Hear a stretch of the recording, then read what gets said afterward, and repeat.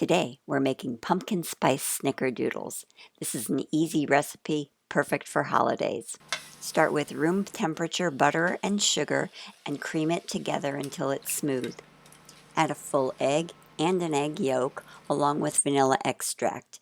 Mix it until it's light and creamy. For the dry ingredients, combine flour, cream of tartar, baking soda, baking powder, and salt. Add it to the butter mixture and blend until it's creamy and smooth. Set the dough aside and make the pumpkin spice mixture from pumpkin pie spice and sugar.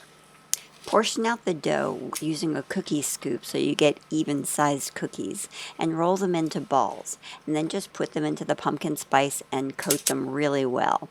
And do this for all of the batter. It makes about 2 dozen cookies, so this isn't like overly taxing. Put them on a cookie sheet, spread apart so that they have room to spread in the oven, and as they bake, they do puff out. These are so wonderful, lightly crispy on the outside, chewy on the inside with a perfect spice. Enjoy.